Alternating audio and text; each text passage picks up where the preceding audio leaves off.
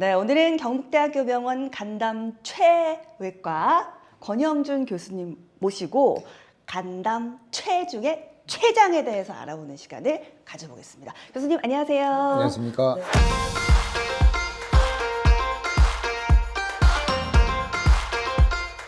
췌장 우리가 들어는 봤는데 어디 있습니까 정확히? 복부에 있다고 하지만 사실은 복부가 아니고 등 쪽에 있습니다. 그래서 해부학 책을 딱 펼쳐보면 앞에 있는 복부 장기들을 다 밀어 헤치면 뒤쪽에 등뼈 앞쪽에 대동맥 위에 얹혀 있습니다. 복부 장기라기보다는 후복강 장기 이렇게 하시면 될 것 같아요. 그럼 제가 촉이 딱 오는데 뭔가 문제가 생겼을 때 빨리 발견하기 좀 어렵겠는데요. 숨어 있단 말씀이시잖아요. 예.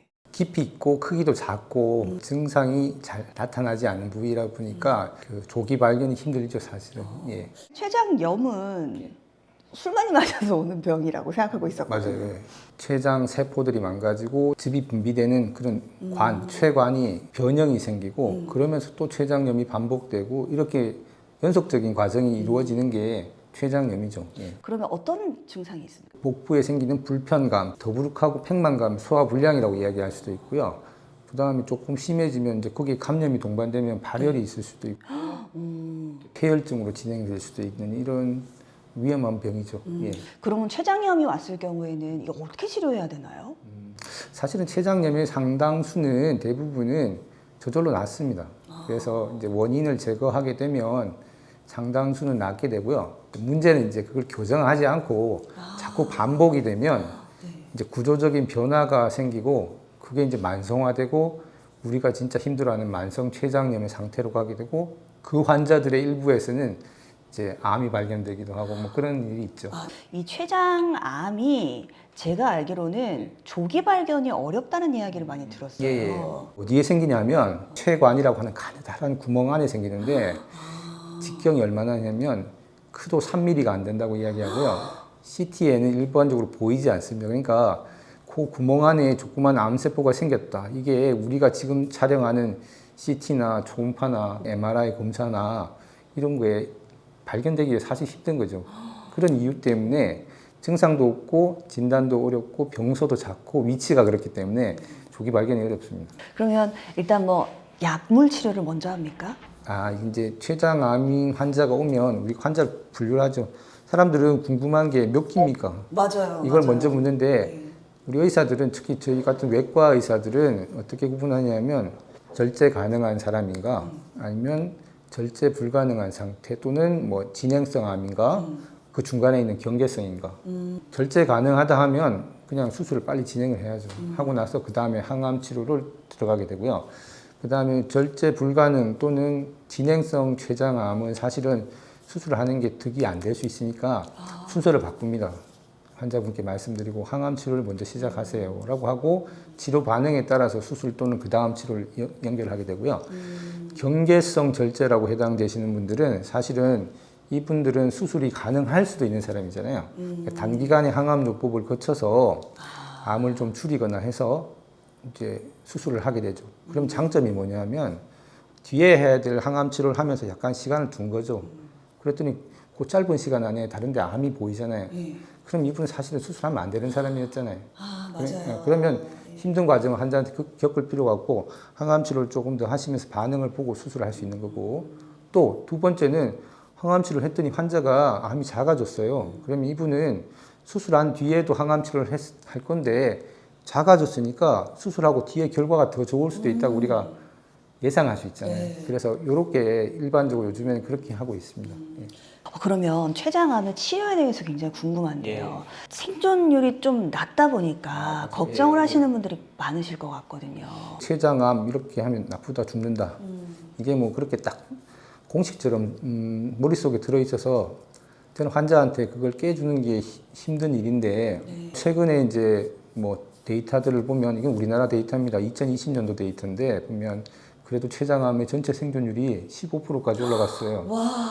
그러니까 낮긴 하지만 큰 향상이잖아요. 빨리 발견하려고도 노력하지만 사실은 현실적인 한계가 있으니까 어떤 병이 췌장암이 되는지 찾아내려고 하는 거죠. 검진 같은 거 하고 저한테 찾아오시는 분들 중에 췌장에 물혹이 있다고 찾아오시는 분들이 있거든요. 물혹은 찾기 쉽잖아요. 췌장암은 아닌데 이게 너무 이미징이 좋아져가지고 CT, MRI, 뭐 초음파 좋아하니까 그게 잘 찾아지는 거예요. 하는 사람들 중에 꽤 많은 사람들이 물혹이 있어요.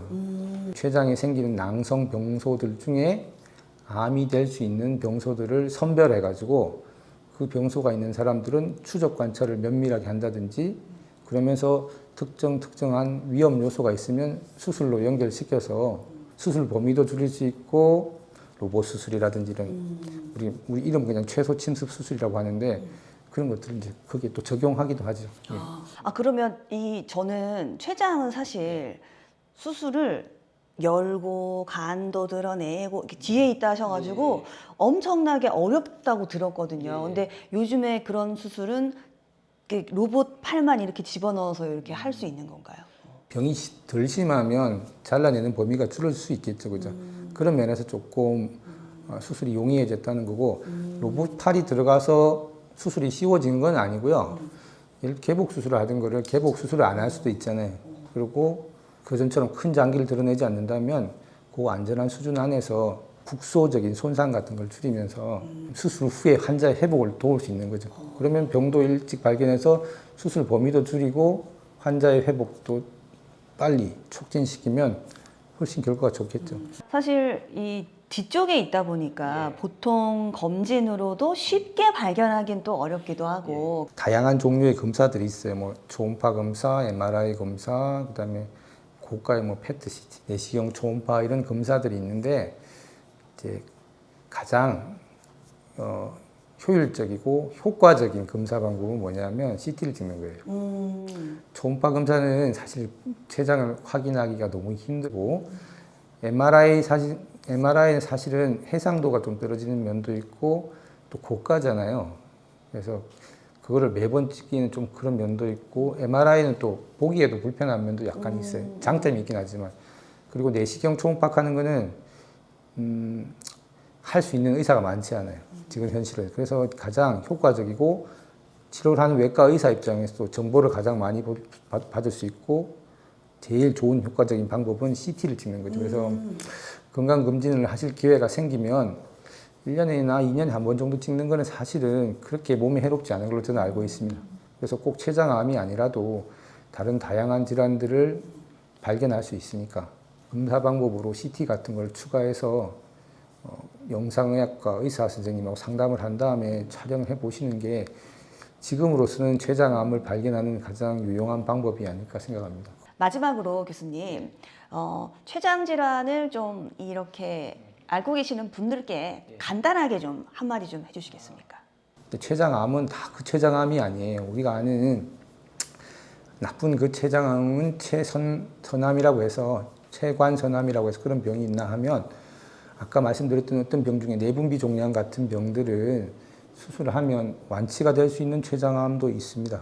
그래서 그런 경우에 또 적극적으로 치료하면 수술 후의 결과가 좋을 수 있죠. 그리고 췌장암 하면 아까 맨 처음에 이야기하신 데 수술이 힘들고 합병증이 잦고 녹아내리고 뭐 죽을 수도 있고 이런 이야기를 하는데 그렇지는 않고 수술 술기가 발전됐고 어떤 췌장암들은 아까 말씀드린 뭐 최소 침습 수술, 예를 들면 로봇이라든지 복강경이나 이런 수술을 통해서 비교적 과거보다 어렵지 않게 수술을 하고 좋은 결과를 도출해낼 수 있습니다. 그래서 막연한 두려움 이런 것에 너무 빠져드시지 마시고 일상적인 생활을 하고 생활 패턴을 관리하시고 적절한 검진에 참여하시고 의심이 된다면 저희 같은 췌담도 뭐 내과 또는 외과 의사하고 상의하셔서 치료를 하신다면 훨씬 좋은 결과가 있지 않을까 저는 그렇게 생각합니다. 네, 교수님 감사합니다. 오늘 말씀 정말 고맙습니다. 검진 하시고요. 술, 담배 X 아셨죠? 안녕. 안녕.